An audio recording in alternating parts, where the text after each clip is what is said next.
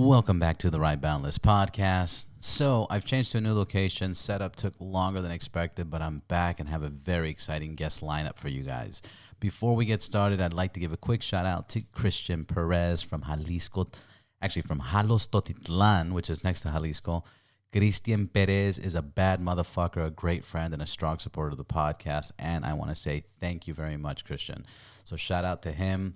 Also want to say thank you to all the listeners, all the fans that have reached out via social media, Instagram, email, demanding their motorcycle weekly dosage. I'm back and we'll make sure to bring you the best quality of interviews. Before we get started, check out Ride Clean. Ride Clean's an ultra premium polish, sealer, and wash. It's simple to use. Simply shake, spray, and wipe. Get that mirror-like finish. It's the simplest way to keep your motorcycle clean. If you haven't checked them out, you can see them at rideclean.co. Use promo code RBPodcast for 20% off, plus free shipping, plus they're throwing a bonus 2-ounce bottle.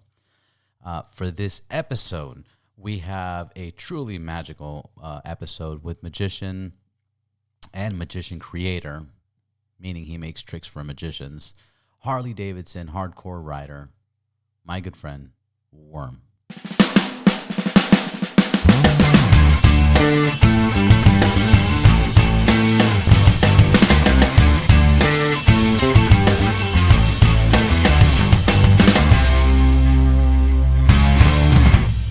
Worm, thank you for being here, brother. How's it going? Robert, thank you for having me. I appreciate it. Absolutely, no problem, man. Now, what were we talking about? We were talking about so many things. We were talking about cryptocurrency. We were talking about the chingadera. We were talking about gear stuff. Yeah. Gear stuff. Always, this thing's fun. This thing's fun. I don't use this enough, but there's sound effects. Nice. So you'd be like, welcome to the Ride Boundless podcast. I'm sitting down here with Worm in Studio City, California. You know, but you can program these. I think. Dude, it's like classic radio. I love it. It's super classic. Strictly made for podcasts? This is the #1 podcast recorder. This is the Rode Podcaster, and this is definitely one of the top ones out there. The second one is the Zoom, which is what I use for portable. Okay. And that one's smaller. You can basically put it in your backpack. You bring the cable, same mic, same everything else. And that's when I go interview people outside of the studio. You know, I'll talk to them and I'll take that equipment. But in quality, shit, they're both really good.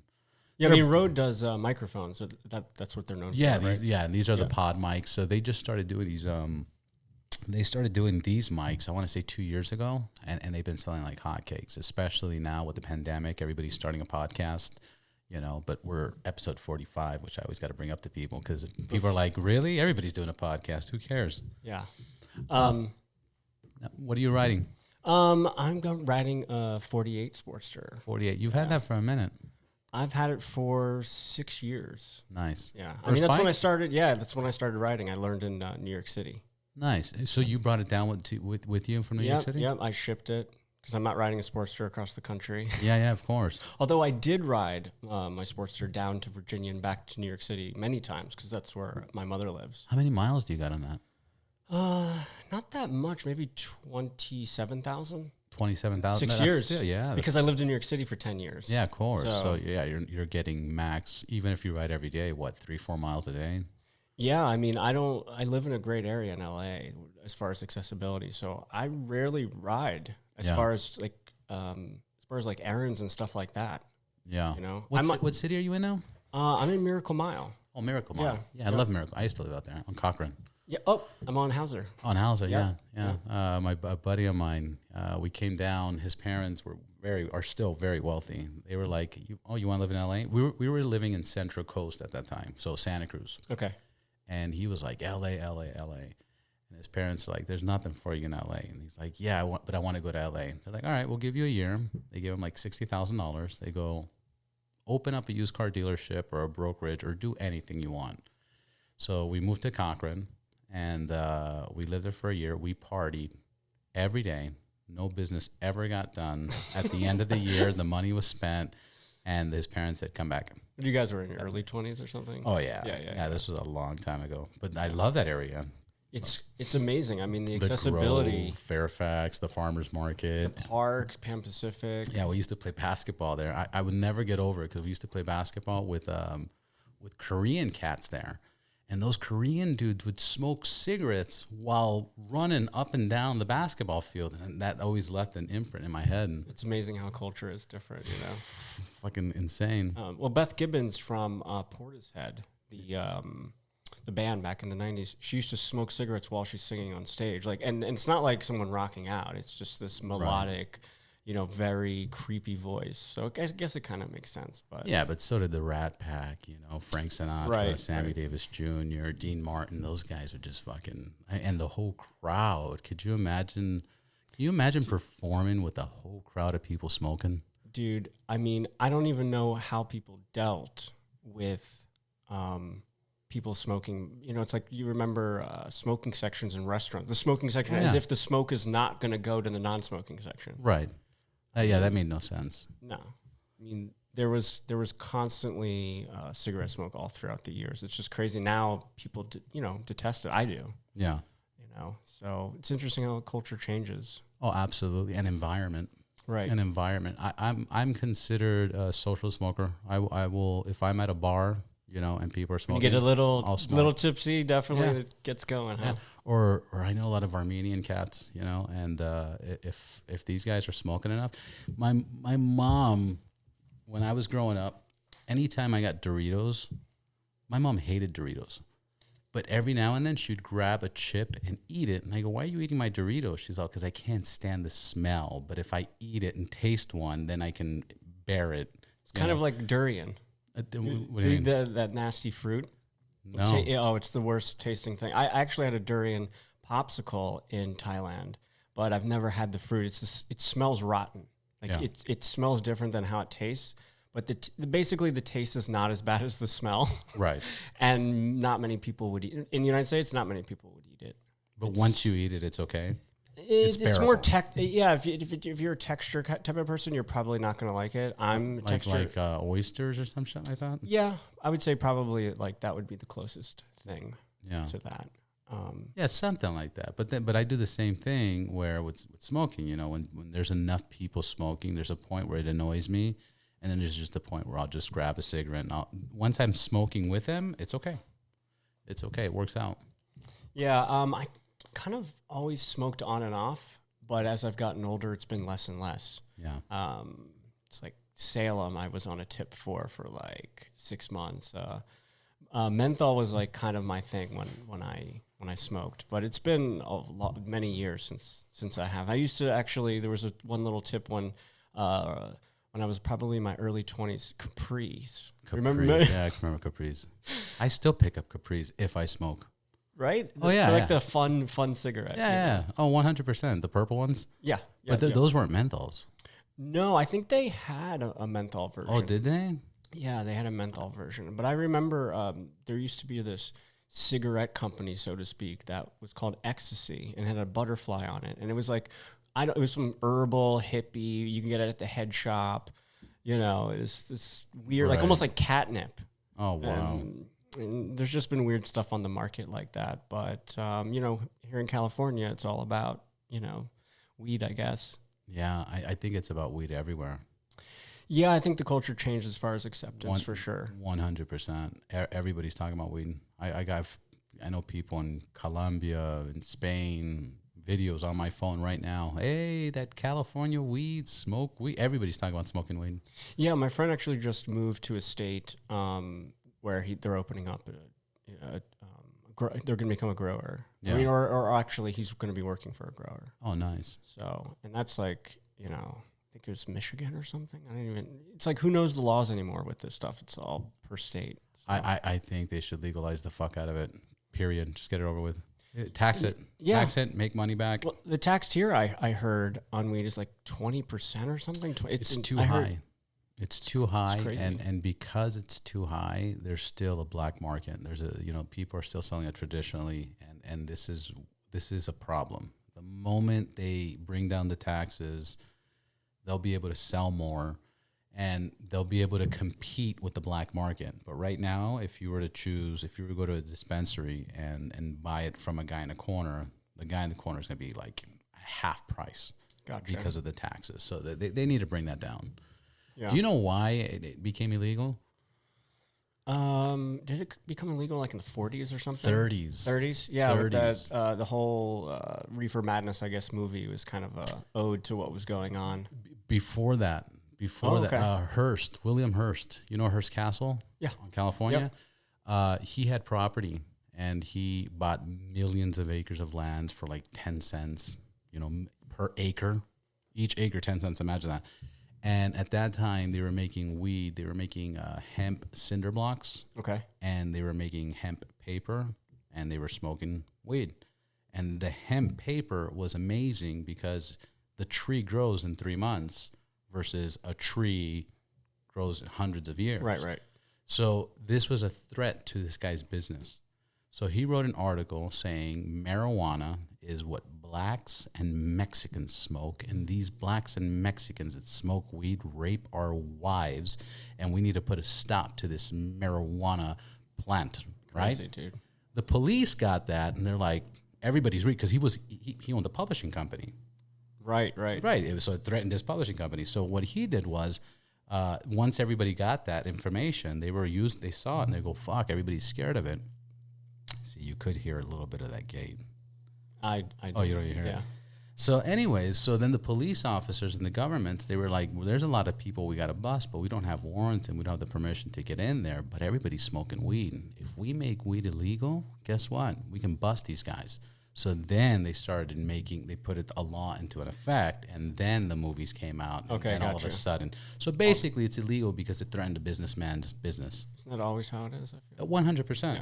100%. Always comes down to the money. And the crazy part is now there's still people serving time in jail for weed. Like, it makes no sense. Anyways, that's a whole topic. Right. I mean, Portland, I think, made drugs lawful as a whole. I don't know if that's really that true. But it's is, true. Yeah. All street drugs are legal. That's nuts. So. Yeah, we'll see how that turns out. But the thing is you got to understand, Amsterdam's been like that. They got no issues. Spain, I heard Spain and another place in South America, they're completely legal. Nobody talks about it. It's norm.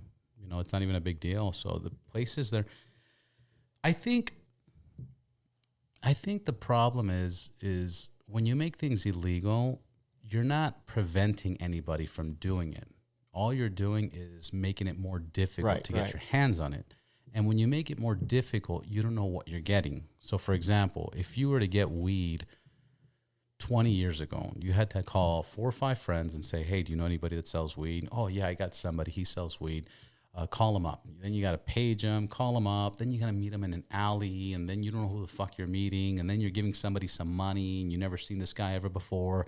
Then what you take, you don't know what the fuck you have until you get home. And then when you get home, you open it up, and there's seeds, and there's fucking branches, and it's just shit.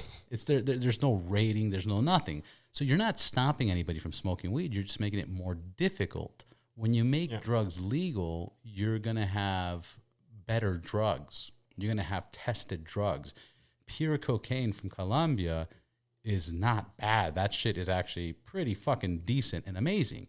But by the time it gets to Miami, comes through Mexico, the dealers chop it up and they mix it up with other stuff. Once they start mixing it with all this shit, that's where people get really fucked up. Or the same thing, in many countries, 18-year-olds or kids, they can drink wine at the dinner table. These kids don't grow up to become alcoholics. In the U.S., 21 to drink, and we got crazy-ass alcoholics. It's wild, right? It's wild. It's super wild. All right, back to your bike. Yeah. Back to your bike. 6 years, started in New York, came to California, moved to Miracle Mile. Yep. And, our mutual friend, I met Jaime from Rio, actually. When I came to... I think everybody met Jaime through Rio. Yeah. Yeah. And, when I first moved to LA, it was about 2.5 years ago. I knew very limited amount of people, and I've always, for the last 6 years been into motorcycles and the kind of the community.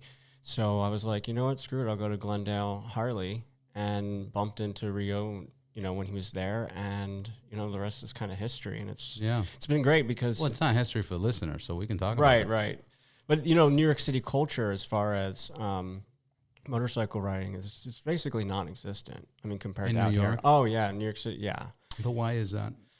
I think New York as a whole, it's kind of this perception that it's community based, and I think that's probably true historically. But living there for 10 years, there's a huge disconnection of community when you really compare that to LA. I know people talk about LA being fake and everything, and whatever Whatever that means. Yeah, whatever it means. But one thing I can say is there's a lot of community based activities here, and there's very little in New York City. So it was almost hard. It was even hard getting people I knew to go ride, because there's really the thing too is there's nowhere to ride there.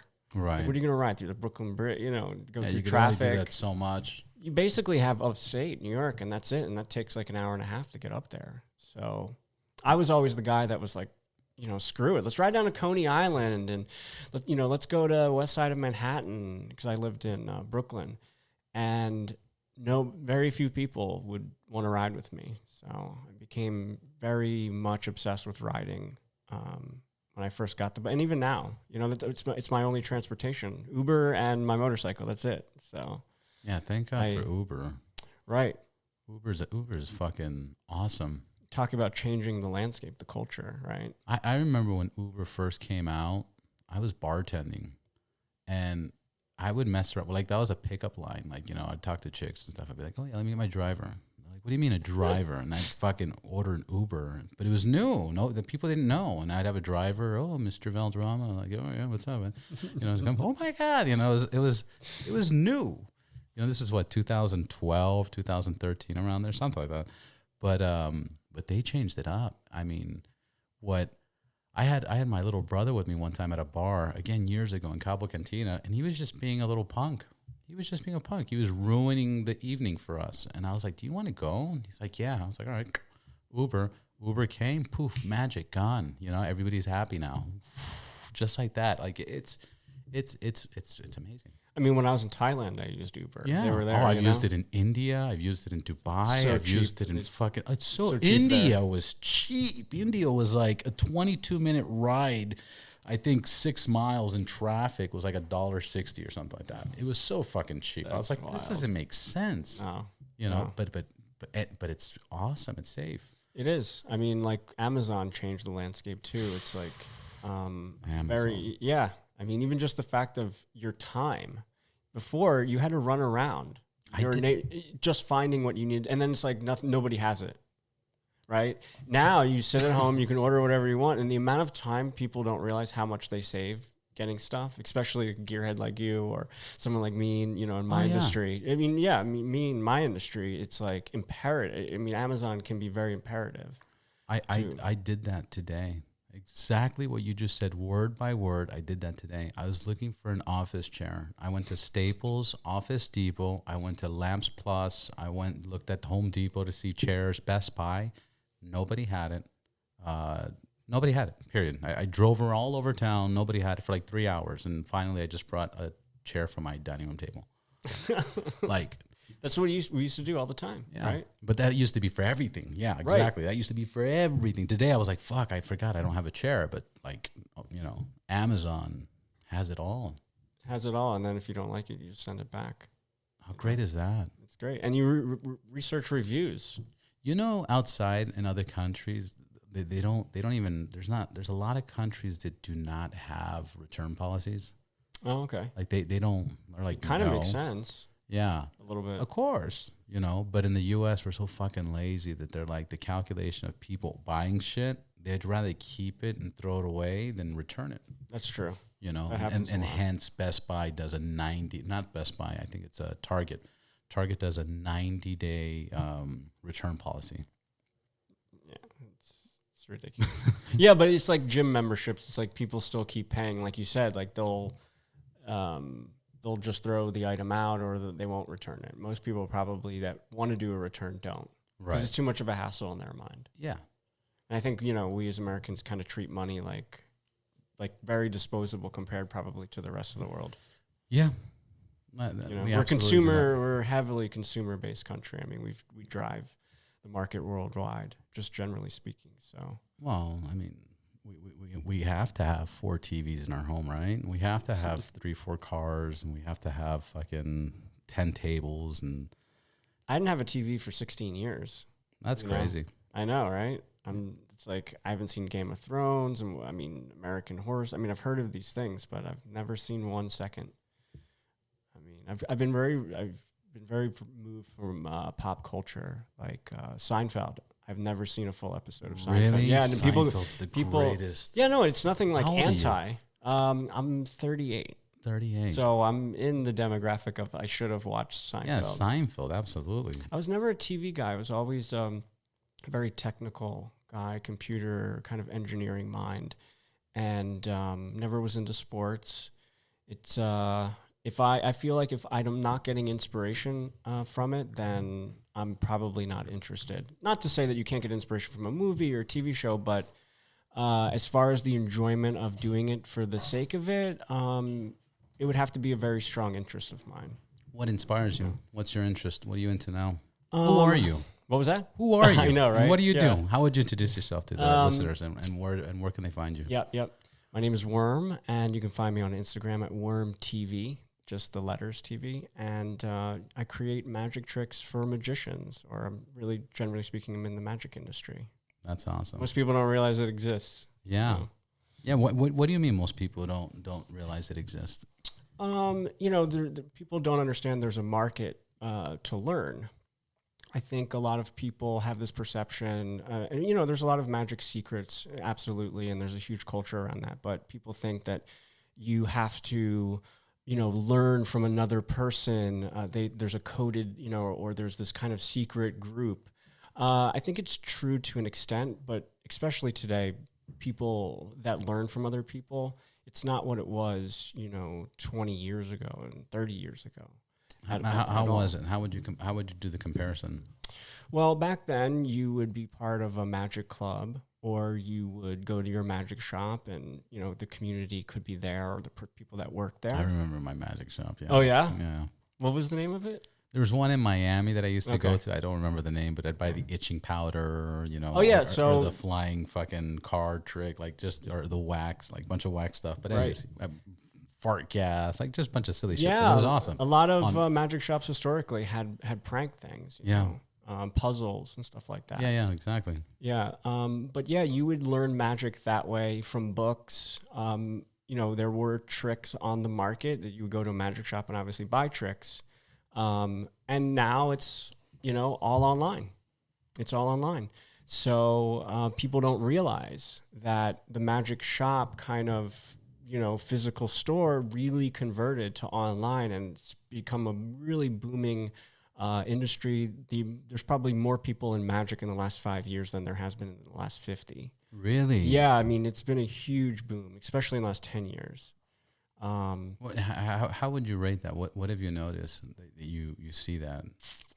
I think there's been a lot of competition as far as new trick creation. There's probably more new tricks ever. And again, that kind of goes like with the 50 years to 5 years. And the more people in an industry, the more it progresses. And I think it's really great for the art form. I mean, Penn from Penn and Teller has always said that magic is the slowest evolving art form, and it absolutely is, no doubt about it. Yeah. I can't speak for the others, but it is definitely, if you look at the history of magic, it's extreme. It's so slow that people are still very, very much into old style or very, old moves, old tricks that are relevant for sure, but. It's like photographers, very little are going back to the dark room. Right. You know what I mean? But there is tons and tons, if not probably a vast majority of people that swear by classic magic and only learn classic magic. Like the Houdini and... more so of like names that most people don't realize. Yeah. Like Cardini, Di Vernon, Slidini. There's a lot of people that have really brought a lot of art to magic, to the industry. And Houdini was a magician at first, and then he became an escape artist, kind of doing these feats of. So an escape artist leaves the magician category. Yeah, I mean, yeah, there's still a trick, obviously. In some cases, there's not. It's kind of this blurred line between is this magic or is this like, you know, the Skill. human body? Yeah. So he was, I don't know if he was the first, but he definitely popularized the concept in magic. And now there are people within magic that, you know, kind of taken that and molded it to their own thing. And, you know, he was the guy that really popularized this ideology. Yeah. Yeah. And most, yeah. When you see a good magician, are you like, oh, good fucking job, bravo, or you fucking piece of shit? That's not how you do it, or I could have done it better. Is it competitive? Are you competitive, or is the industry competitive? Are there haters? Oh my God! You know, it's an art form. Number one. Number two, it's a certain type of person that gets involved in magic, and I think for any passion, there's a lot of emotions that go around. I mean, for me personally, the competition is within myself more than anything.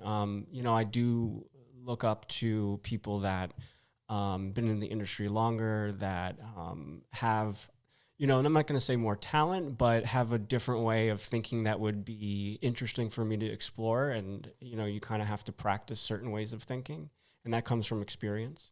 But the competition ultimately lies with myself. But there is, you know, like all industries, there's always drama. But, you know, I guess to really touch on something is there is a huge level of morality in magic about stealing and about not giving credit. Because most people don't realize this, you could patent a trick and trade and do all that kind of stuff, but it's really not worth it to do it. So, and you're protected by the industry, which is interesting. Yeah. You know, I wouldn't, you know, I guess I wouldn't say there's a blacklist, but there have been some people, you know, I know, or you know in the industry, not personally, that have put themselves, you know, in situations where I think people look differently. Yeah. But like, what did they do? They just, well, there was this took one somebody's Rolex or some shit. No, They made their fucking wife disappear. Like, oh, who took my wife? No, I'm kidding. no. More on the back end. As I'll give you an example. So, like, there was a guy that released a trick or claimed to have come up with something. And they found out it was someone else's. So, which, you know, can happen for sure. It does happen. Yeah. But they found out that that is not true, that, you know, he knew about this. They had evidence. And, you know, I don't think he's released a trick yet. But that's not to say on his character. You know, it's right. It's what, you know, you don't know what people are going through. And, I mean, who knows, really? It reminds me of that whole... you remember Dane Cook, right? Yeah. You remember how he went down, right? Wasn't it his jokes were not his, right? Yeah, Louis C.K. was like, dude, you're fucking taking my jokes, you know? And he's like, I'm not taking your jokes. And they had this, I don't know how I really don't know how they got away with this, but basically Louis C.K. calls him out. Dane Cook's career goes to shit.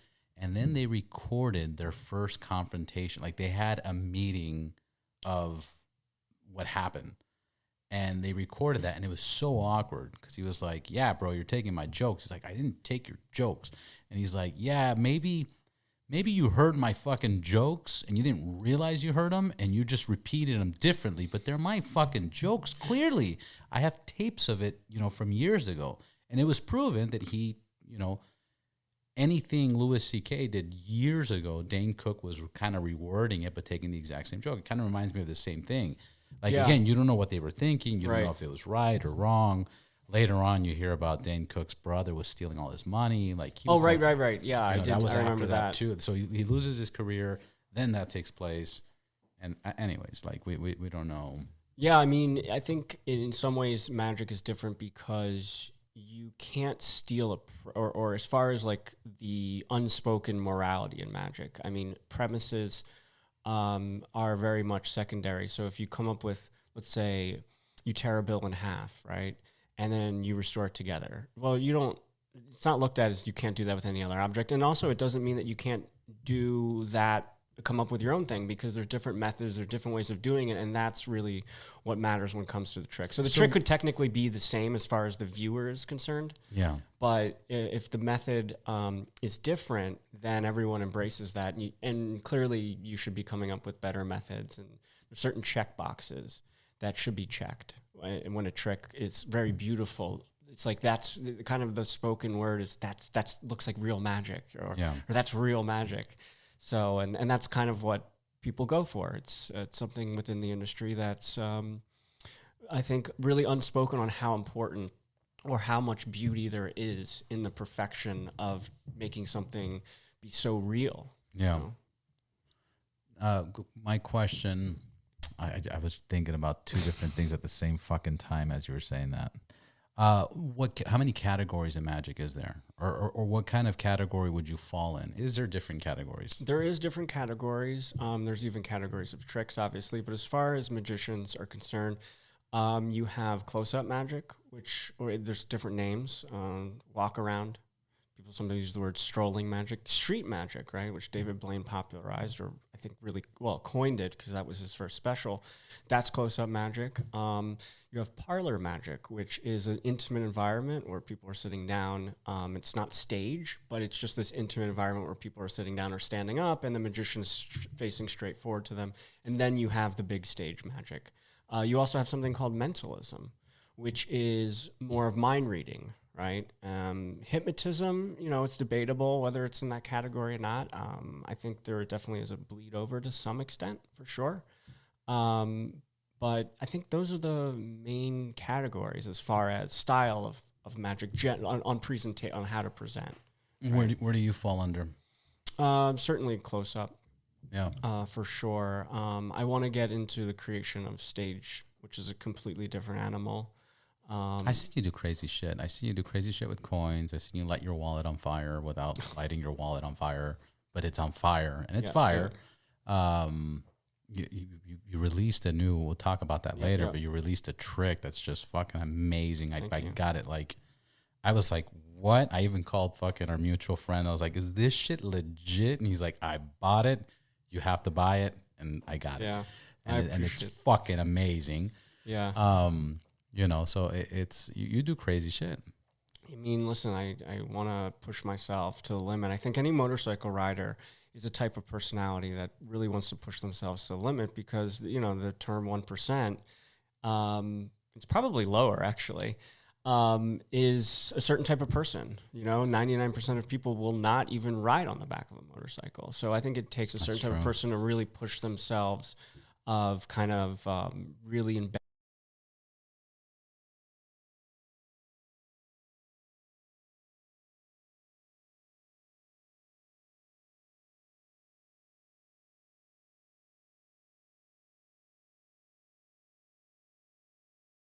yourself in what you're doing and taking risks and having fun at what probably most people would not consider fun. It's like the rebel. What is the biggest risk?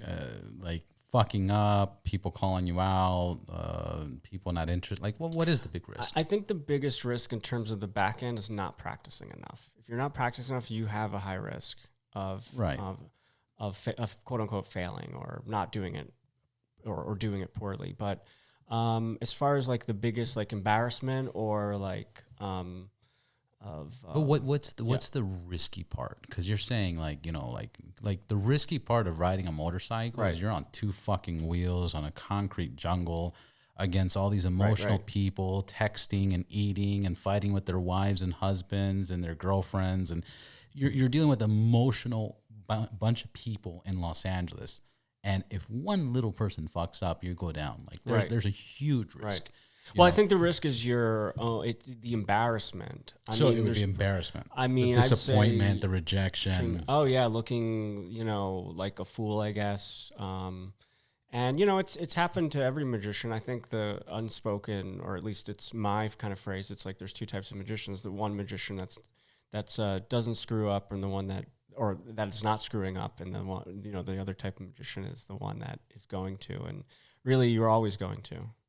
Regardless. So even if you're not, you have or will. So, and that's part of the process, It's like skateboarding, right? you're gonna fail. It's just how do you limit that? You practice enough where you know your tricks. You don't do a new trick without really getting so involved that it becomes second nature, as if it's like picking up a glass. I don't know. I think I saw it on one of Will Smith's post, and he basically, what he said was very simple to what you're saying. If you suck at something, it's because you haven't practiced enough. 100%. That's it. You know, if you suck at basketball, it's because you haven't practiced. If you suck at, et cetera. Yeah, I mean, there's the quote unquote best or the top tier, but if you practice enough, you're never you have the possibility to become that for sure, but you'll never truly suck. People will respect you because it's like, oh, that person's really good at what they do. Yeah, they're serious about it. You know, and that's what matters. In Magic, it's one of these things where people do try to be the best, and the best is, I think, different for everybody. But I think at the end of the day is, how do you do something to the best of, let's say, how do you not mess up this trick, but also give people a moment that they will cherish for the rest of their lives? I mean, like, there are huge, because it's so rare, right? For someone to do a magic trick to somebody, that person's never going to probably forget. I mean, I've had people literally say, "Oh, I had that signed coin still like on my dress," and this was years ago. Yeah. And I hear that or the signed card, or I remember when you did this. Yeah. I'm like, I don't. I just sat down and told you. I remember when you lit. You're fucking. Yeah, right. See, it's something that is deeply connected to people. I think it's one of the few art forms. Music might be probably up there as well, for sure. But I think magic is something. See, I don't know. The more you talk about it, I swear, I feel like comedy's right there. Because same thing. You have people having a shitty day. That's my bad. You have people having a shitty day, and friend of theirs like, hey, let's go to the comedy club, and they go to the comedy club because fuck it, they just go there, and then they hear a joke that they relate to. Or there's just a moment where it's just so fucking funny, they'll never forget. Like, there's nights that I remember, from 10 years ago, that I'm just still laughing my ass off because I relate to that at that moment. Or like you said, you do a magic trick, there's that impression. And remember, let's get the facts straight. There's only like 2,000 fucking comedians in the world, if you really think about it. And maybe there's like a top 100 of like the all known. There's only like 2,000 magicians. I guarantee you is probably less, if anything. There is, but most people that do magic do not go out and perform. I mean, usually they'll show their friends, family members, but as far as getting gigs, there's not many in that regard too. Like, yeah, there's probably not even many places. How many places in downtown show or in Los Angeles show magic? Black Rabbit Rose, Magic Castle, and that's basically it. Yeah, there's a comedy fucking club every block. Yeah, but that's what I mean. Like, it's and again, I'm biased, so totally. I can tell by your fucking shoulders and fuck you. No. I would fight. How dare you compare? No, I think it's this. I don't mean anything negative at all. I'm thinking like it leaves an impression that people like, I did stand up comedy, years ago. And there's still people that call me up. They're like, why did you stop? That one joke I related to, that shit was funny. Like, people relate to it at that moment. That's why it exists. That's why there is funny movies. That's why there is a bunch of shit. Right. No, I'm just biased. Yeah. It's that simple. Well, that makes sense. And I think probably, too, I'm on the front end of, like I said, people coming back and saying, I kept this, I kept that, or I remember when you did this. And that's pretty consistent, Yeah. And so just... it's like most of the time, pretty much every time people are like, I've never seen magic up close, I thought it was always, I thought on TV it was always just camera tricks or something. I've heard that a lot. Yeah. So when people get to perform or get to, I call it a collaboration between the magician and the spectator, it becomes a very unique moment in their life. Just for the fact of, I had a magic trick happen to me. It's not common at all. Yeah. My question is, outside of me doing tricks with you, have you done magic with a magician, so to speak? I I met a magician at a stand-up place. Yeah, we got that. And then I used to dabble around with magic. My mom would buy me a lot of magic tricks. And, Oh, really? And she bought me magic tricks, card books. You know how to do magic tricks with cards, and then a piano and a guitar. And I couldn't figure out. My mom wouldn't buy me anything except for these things. And I asked a friend. I go, man, my mom buys me all this shit. You know, I'm gonna learn this trick. I'm gonna learn that trick. He goes, you know, she's doing that so you can stay at home, right? Because it was crazy. Because between 12 and 15, like in the 90s, I was out. I was playing sports. I was partying. Like I partied a lot from 12 to 15. And then when I got these tricks, I was like, I'd stay home and practice it. And so I dabbled with it a lot. And I did a lot of card tricks, basic shit. You know, nothing that I would ever show now. Actually, I still do some of the card tricks. You haven't showed me any. Yeah. I wouldn't want to show you. Yeah, no, I mean, a lot of kids, I think, were into magic. I've heard this a lot. I've run into a lot of people. And it's interesting how it attracts a certain type of person. Same thing with, you know, motorcycles, same thing with certain, you know, maybe extreme sports and stuff. But historically speaking, I mean, it's one of those wonder, amazement, feelings that it's hard to come by in life, especially when you get older. As an adult, you become jaded. Nothing impresses you anymore. You can figure everything out. And these are kind of like unspoken things with an adult. Like, oh, I know. Yeah, but question, where do you realize there's money in this? Where do you realize that you can still do this and you still want to do this? Because this is your bread and butter, right? Right. No, it is. So I think for me, I never knew, like as a child, I never knew that, I can make this into a career. I can make money off this. To me, it was like, these are cool. You know, when I'm drinking with some people, I'll do some tricks and that's it. But that's it. Where did you realize this is a business? I would say maybe six years ago. I mean, as a kid, I got into magic like yourself. And what are we talking about? 12, 13? 8. 8. Yeah. And, you know, obviously, you know, you don't know what that's all about in terms of like you could turn this into money or, you know, you're not thinking about money at 8. But yeah, I would say six years ago. I mean, there was a very large gap.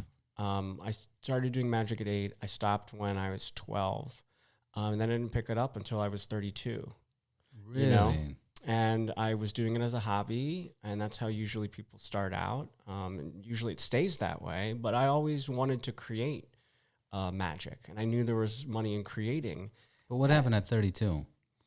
You know, I was working at a job, and I was doing photo editing. I was a photo editor. And, you know, it was a lot of clockwork type of stuff that was very easy for me to do. And I ended up watching some YouTube videos getting back into magic. I don't really know actually why, but it started with the YouTube. And I'm like, oh, yeah, I remember that trick. And it went there, and then I found the marketplace of magic. I'll call it the magic store online. Yeah. And there's a lot of them. And I just very much got obsessed with it again, and it really brought me back to my childhood. And I've always said we should be looking back at our childhood to see what interests us, because 100%. we were completely unbiased. Like we were the innocence of we like something because we were drawn to it. And for me, it's just very emotional to go back to childhood and find something that I'm not influenced by, like, oh, I should do this because this person's doing it. I mean, even from a motorcycle, let's say, standpoint, you know, you usually get into it from someone else, you know, as far as an adult, and you feel like, you know what, yeah, so there's that pressure. But as far as a kid, I think there's very little. And well, being a kid, man, I hate that I can't remember the name of this book, but there's a book that talks about you want to learn how to do shit, or you want to get shit done, or you want to come up with a new idea. You talk to kids, you know, because that kid mentality, they're not biased. All they do is ask questions. How does this work? Why does it work? Why is it try? Even Neil deGrasse Tyson was saying when a kid grabs paint and he rubs it all over the floor, he's not doing that to be an asshole. He's doing that because he sees paint, and he's wondering what happens if I rub it on the floor. Oh, what if I use 2 hands? Oh, what if I grab water and pour water? They're experimenting things. That's me. That's what I do for work. It's all experimentation. It's all the whole thing. exactly. It's all experimental, and then it's parents saying, "Don't do this. You're making a mess. Stop that." We grow up with these rules, and it's for the wrong reasons. It's because we don't want to interrupt a grown up's life, our parents' life, and they start putting rules and regulations and how we should do things and not do things, and then we turn into these fucking people scared of breaking out of that shell and getting stuff done. Exactly. So at 32, you realize that, and you start going into But what made you realize that? You were just, I think I just picked up where I left off. It was, but how? There's got to be something. How? How the fuck did you go from 12? What did you say? 12. it stopped at 12. 20 years later, Yeah. what snapped in your fucking head, bro? And you said, "Wait a minute, I'm doing this wrong." I mean, I would say that I'm an extremely spiritual person, and that's the only. But what happened in the 20 years? You know what I feel like you're doing? I feel like this is Jesus is Christ. Those 18 years, like what the fuck was he doing in those 18 years? I was trying to, I guess find myself in a way. There's some people that are late bloomers. I wouldn't say that's how I am generally, but as far as the love of my life in terms of my part of my purpose, it's just deeply embedded inside of me, and I felt that I was really, really good at it, and I couldn't prove that, And I kept trying, and I kept submitting to companies, and it was no, or don't hear. And then I got my first bite about over 2.5 years ago. Was my first release on the market, and that's when I moved to LA, and I was like, okay, I really now believe in myself. And that's fucking awesome. Networked here. I didn't know really anyone in magic. I knew a couple people in New York from the shop and stuff, but there was no community. And generally speaking, there's not a. So you came out here on your own. Yeah, and most people don't realize, but LA and Vegas, obviously, I would say that they're the capitals of magic in the United States. Yeah. So what about in the world?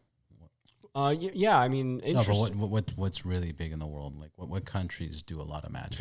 Actually, I believe England has the most magicians per capita than anywhere in the world. India might per capita. I don't really sure, but I would say that those are the two. But they're not even sure. They're fucking 1.4 billion people. Yeah, right. Yeah. I would say that those two cultures are even more into magic, because I don't think when comparing the American culture to those two countries, it doesn't compare. Those two countries are very much embedded into magic, and it makes sense historically. Medieval times, where was that? India.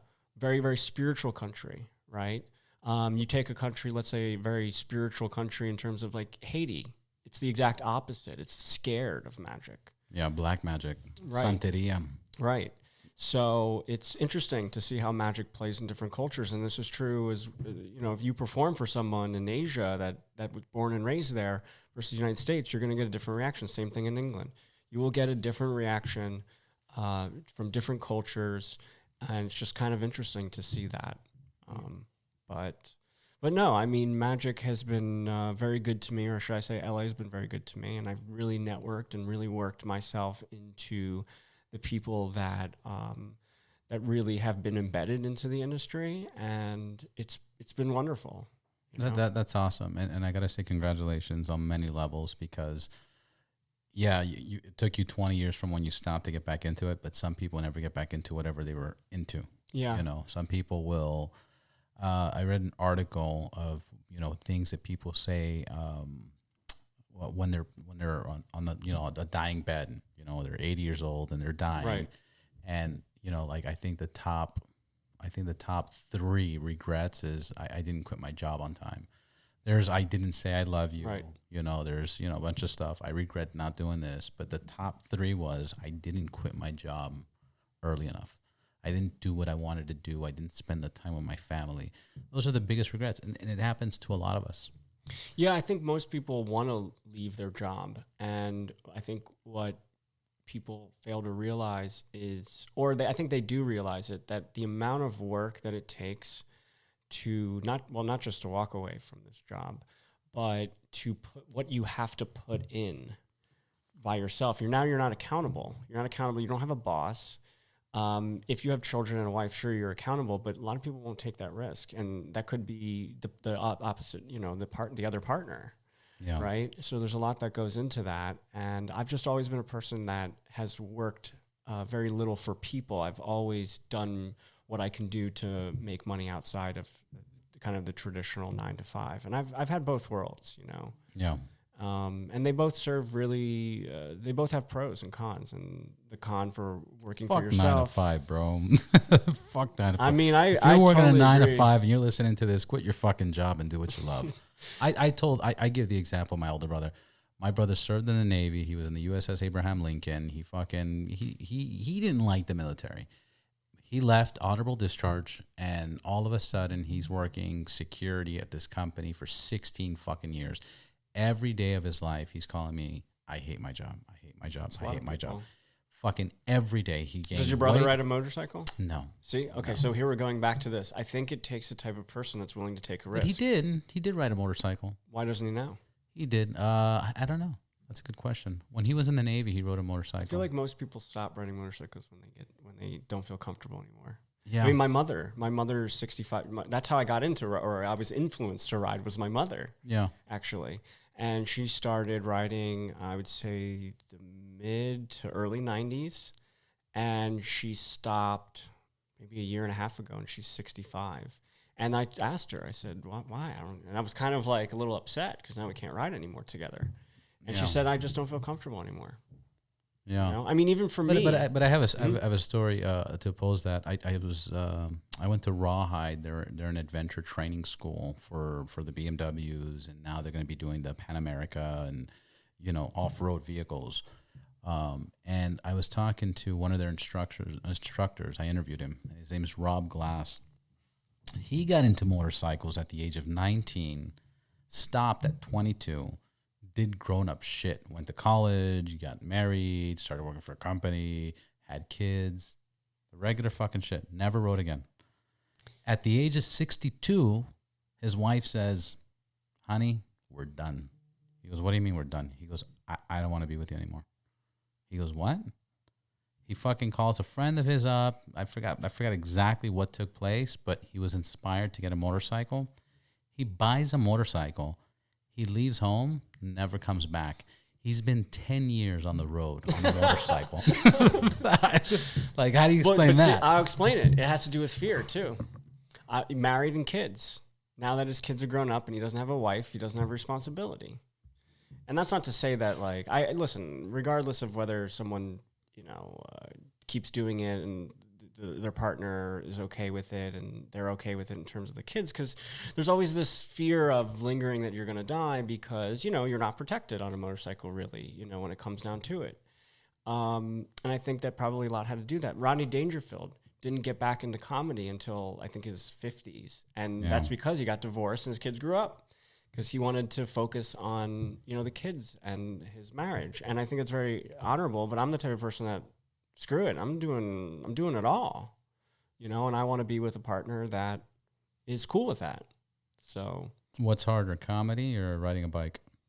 Oh, comedy. I'm sorry. Magic or riding a bike? Oh, magic for sure. Magic's harder, huh? Yeah. Well, you know, I'm not like a trick guy in terms of motorcycles, you know, other than that's other than standing up and laying down. You know, I've stood up on a motorcycle, lay down on a motorcycle. But as far as like doing a wheelie or something, I don't know. Is that hard? I think it's a huge risk, obviously. But no, I mean, you know, it's weird. Is magic hard? I would say, generally speaking, it definitely. I would have to say it is definitely to get in front of people, especially professionally. To just get everything. in front of and everything. Everybody's looking at Yes. I seen you do your tricks in front of people, in front of me, and everybody is looking at every corner. They're looking over your shoulders, under your arms, they're looking in your sleeves. Oh, this motherfucker, I know what the fuck he's gonna do. I got him. Oh shit! How the fuck did he do that? I've recorded you, and I'm like, how the fuck did he fucking do that? Over and over and over, trying to figure it out. So it's more pressure, but really more dangerous than a bike. Did you say? I'm sorry, I forgot was it more dangerous? Is that the question? More dangerous, more risky. Well, it depends on what type of magic, right? I mean, Depends sword what throwing, kind of riding. you know? Yeah, that's true too. Yeah, no, I mean, it's weird because learning how to ride in New York City, I mean, I went to motorcycle class for 3 days and it's like, here's the bike, start riding in New York City. I mean, You know, I think there's probably a lot of people that ride motorcycles across the United States that would never ride in New York City. I mean, there's a lot of challenges in New York City. You're talking about even LA. Even LA, yeah, even for LA. sure. I was at Eagle Riders one time, and I saw a couple pick up their bike. You know, they flew in from Europe. They got picked up from the airport. They got a bike. They left. 45 minutes later, they called back. They said, pick up the bike. We're not riding. They had to go towards downtown. They panicked, and they're like, the bike's on the side of the road. We're not getting on this. Forget it. Yeah, I would say that New York City is way harder because when I got here and started riding, I felt so free. I'm like, this is so easy. Like, I'm just hanging out. New York City just is brutal. I mean, you're talking about just horribly damaged roads, much more narrow, tons of lights after lights after lights. And I get why there's no real true culture. I mean, there's a lot of motorcycle clubs. Maybe not a lot, but a couple, and they just hang out. They don't really ride around the city. You don't see motorcycle clubs riding around the city. They literally just hang out. They have their bike. They work on their bike, and maybe they'll take a weekend or just one day out of the weekend to go upstate. Yeah. What were you doing in Thailand? I was visiting. My ex-girlfriend. It's awesome out there. Yeah, ex-girlfriend. She's from there originally. I met her in New York City, and pretty much all her family was back there. And I went twice, and it was amazing. It's amazing. They love Harleys. Yeah, they love Harleys. I mean, are you familiar with the vintage Harley T-shirt market? Yeah, somewhat. Yeah. I mean, I know of the market, but out there. Oh, I would say Southeast Asia is one of them, or probably is the market that drives such high prices for Harley shirts. Really? I mean, you're talking about $800, $1,500, $2,500 shirts. There's some people I follow. They're from Singapore, and they're fucking hardcore as fuck with bikes. Oh, no, that's and what they I'm got saying. bikes out Southeast there, which Asia. You got to have money to like ride out there. Ready for the 48 Sportsters, I think base is like $12,000-$13,000. Right. In Thailand, it's 36. Whoa! I should take my street glide there. Well, see, here's the thing. You know what they're going to charge you? 90% of the value of the bike is a tax. MSRP or with the custom parts? I guarantee. I'm assuming it's the insurance you put upon it, shipping it overseas. That's what I'm assuming. Right. So it's like, do you want to take the risk of putting some price that's lower than something happens? That's the ultimate question. But, you know, I don't know. Maybe it's manufactured. I don't know. But I'm assuming. I wonder how hard it'd be to take bikes out there and sell them and flip them. I don't know. It's a good question. It looks like a good market. Imagine you could take your sports over there and sell for fucking $30,000. I mean, that would be amazing. Yeah. And then come back here and buy two bikes. You could be like, ta-da! It's wild. I got a bad joke. Go ahead. I got a bad joke. There's a magician on stage, and he says, I need the strongest person here from the crowd to come up to the stage. This one big, strong dude comes up, and he's like, oh, you know. And he gets on stage. He goes, all right, I want you to grab this hammer, and I want you to hit me on the head as hard as you can.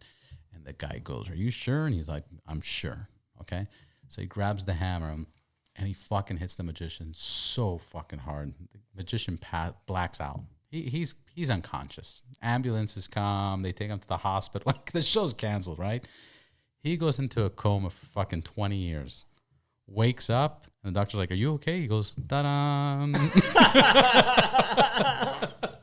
Oh, my God. That's amazing. Yeah, thank you. That's a good one. That's a good one. It's funny. It's very fitting, right? Yeah. Yeah. But, yeah, it's very fitting. I have no idea where I heard that joke. I heard that years ago. It's pretty amazing. It's one of those family-friendly jokes that's actually funny. Yeah, exactly. Yeah. Yeah. You know, definitely, and it's not a dad joke. It's a sophisticated joke. It's not a dad joke. Exactly. It's not a dad Thank joke. you. It's a sophisticated joke. Listen to this guy. Yeah, my 12-year-old sent me. He sends me YouTube videos of dad jokes. I'm like, dude, I don't dad joke, bro. Like, you don't get it, but he'll get it soon. Yeah. So, how has COVID been affecting you? Affected me personally, no. Affected a lot of my friends that, you know, are on the front end. Why not you? Why not you? Mm-hmm. Yeah, why not you? Because the back end. You know, I mean, if people are spending money, then, you know, what creators do you mean are back making. end? Well, you know, in Magic Trick Creation, I don't make money from the front end when I say I don't make money from performing. So because everything was shut down, since I don't perform, it doesn't affect me. So if I'm creating magic, and I Cyber, I actually was released during the pandemic. I bet you that's okay. Let's talk sure. about that. How would you describe what you created? First of all, fucking crazy props. It's fucking awesome. What's the idea? What can you say here, and where can people find it once we get to that point? But let's talk about that. Yeah. So the premise of the trick, we'll start with that, is you show somebody, a random person, your phone as far as the screen. So you could be at the beach in Cancun. No matter where. You could be in Cuba, walk up to a stranger. Doesn't matter.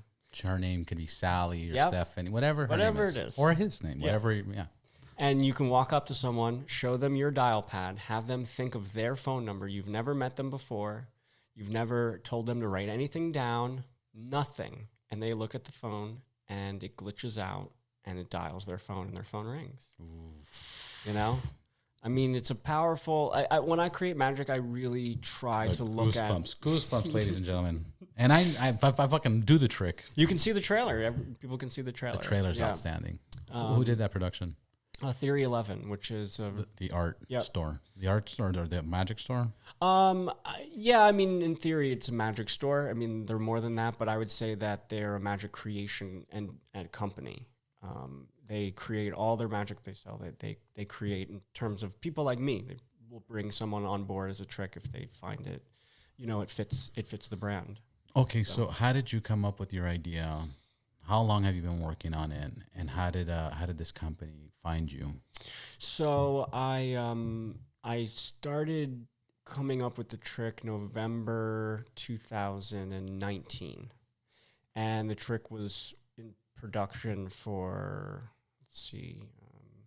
8-9 months until it was released. And there's most people don't realize there's a lot, even people that buy magic that don't realize like what actually goes into producing a trick and it being released.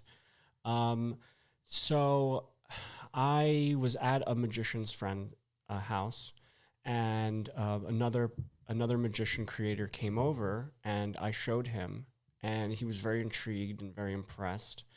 And he's like, "Listen, I work for Theory 11." And, I spoke to him actually before at a birthday party, and I've known about him for years in the industry because he's a prominent figure. And he's like, "I work for Theory 11," which, of course, I knew Theory 11. And he's like, I'll pitch it. I'm like, "Okay, sounds good." And I get a call from him, says, they're very interested. And I get an email, and, we negotiate, contract in hand, goes into production, and at that time, I think 7 months later, it comes out. That's fucking amazing.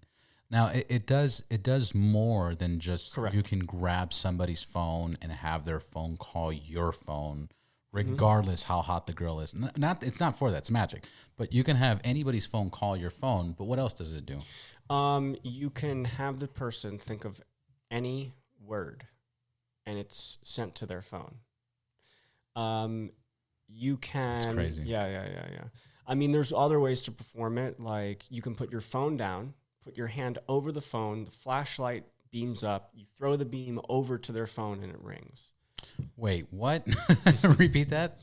So you put your phone down, right? Put the screen down. So I put You put your phone down. The magician puts the phone down on the table face down. So you're looking at the camera, right?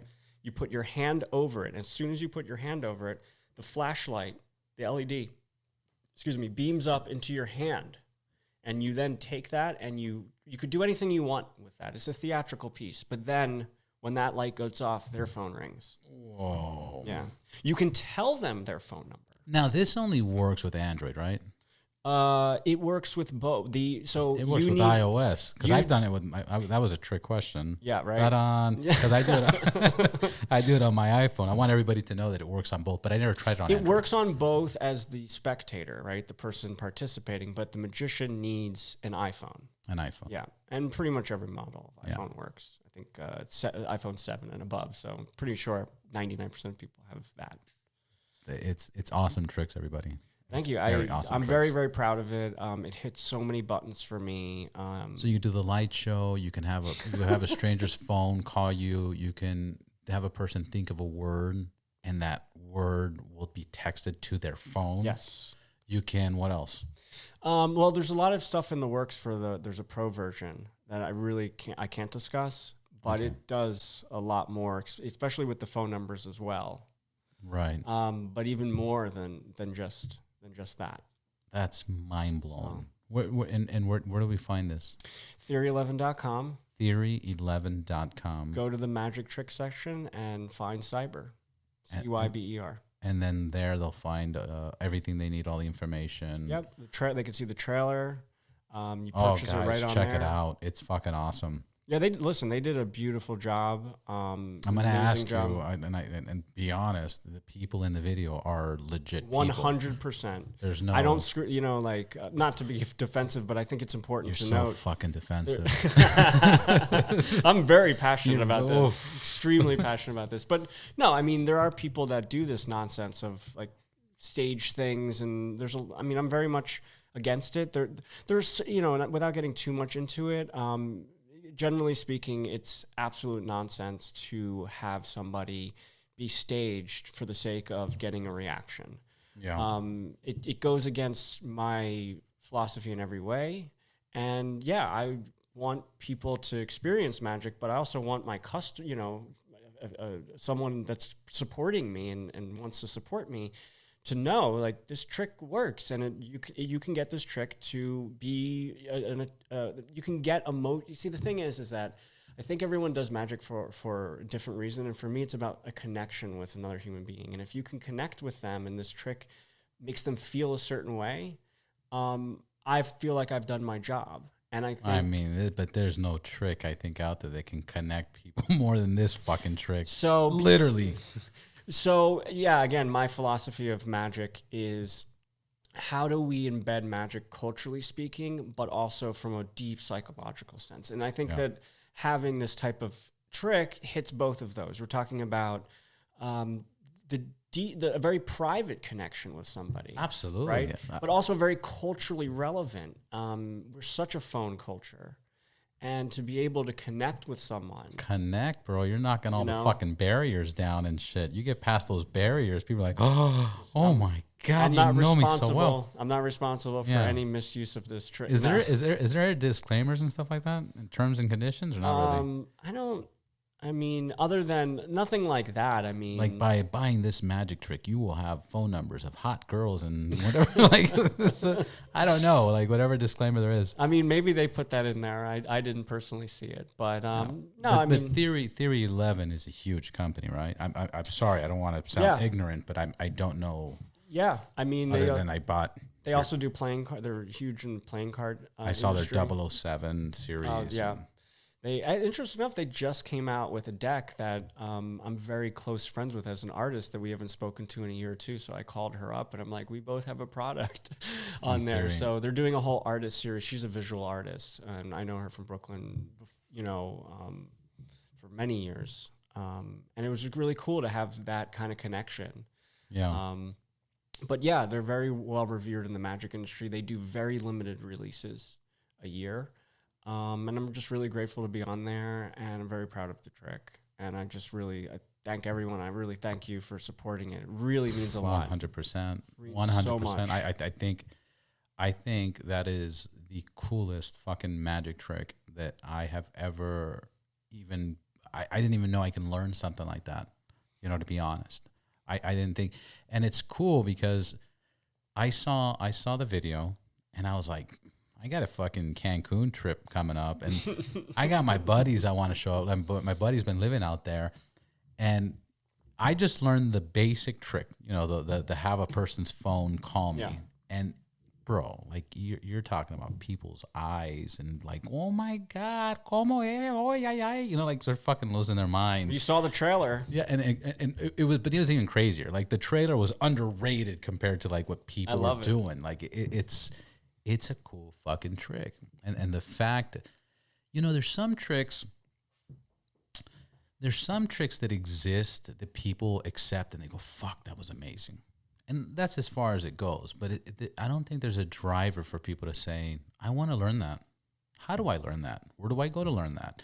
There's too many questions where people, and too many reasons not to get that deep into it and find out how to do magic, that when I saw your video and then saw that it's something I can buy and then it gets, instructions and the information Right. is there and I can do it, it was very fucking cool. So this is kind of, and I'm not doing this to blow smoke up your ass. I'm not doing this for my listeners. I'm legit saying it is a fucking great magic trick. thank you so much. And I highly recommend it. Anybody that learns this fucking trick, anybody that does this, look, I'm looking at the camera.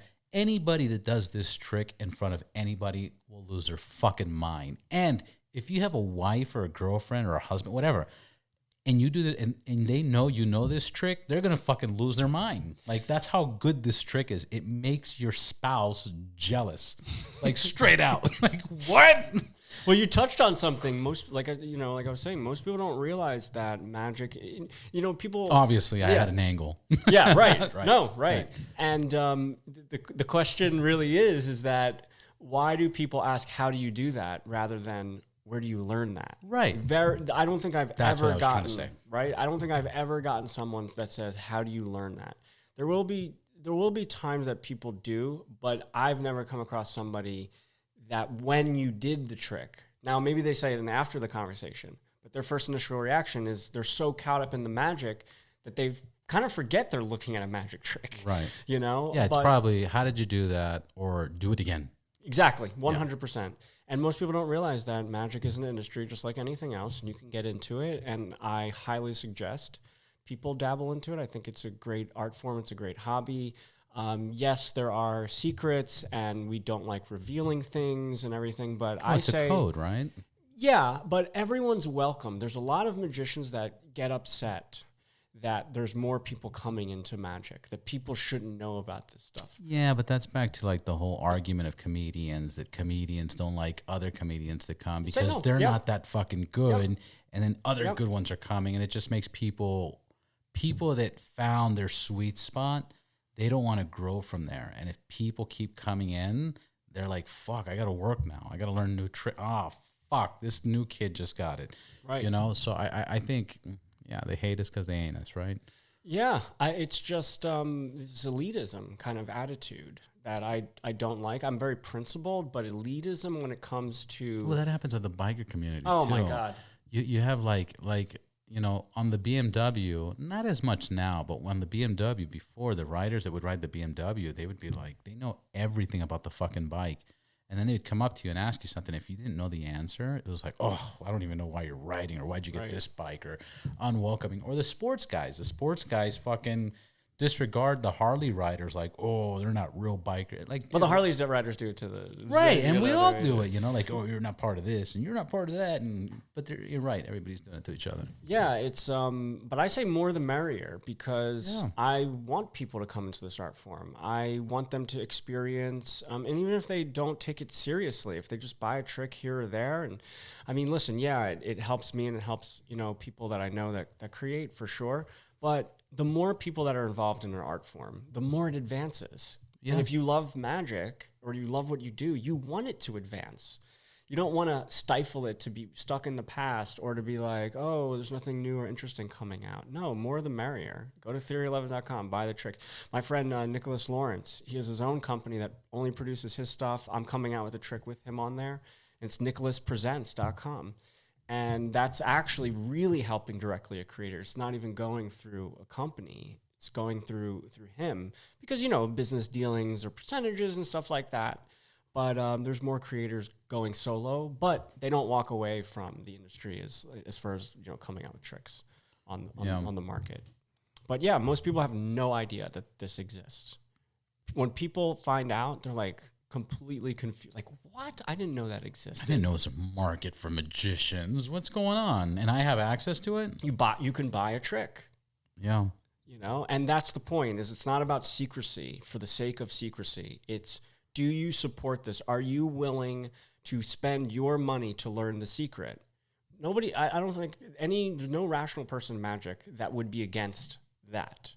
But if someone's going to teach a trick that's somebody else's for free, that's where it's like, it's kind of like piracy, but it's also a spoken code in magic where it's like, no, like I told a mutual friend, I said, if you show me a trick I'll show you something, and I'll show something basic, right? Yeah. Something that's initial. It's like, if you're willing to go on YouTube and show me a trick, then I'll show you something of a basic magic trick on how it works. And I don't think there's anything wrong with that. There's tons of YouTube channels out there that teach basic magic.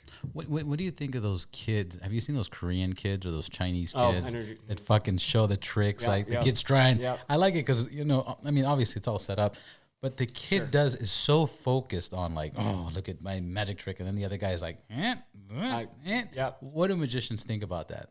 I think there's probably a lot that are very, very angry. For me, I don't necessarily have mixed feelings about it, but to me, it's like, Your answer looked mixed feeling. yeah, well, I Fucking mean, liar. I don't think it's appropriate, but at the same time, these are not tricks that affect people's income in terms You're of right. the creation market of people who are on there. Yeah, these are like the home tricks, right? Yeah, these are very old tricks that are prop based. You know, it depends. Like, a stage guy might, you know, or a girl may not like this, possibly. But these are what I call a dinky trick. It's like, then we have to try harder.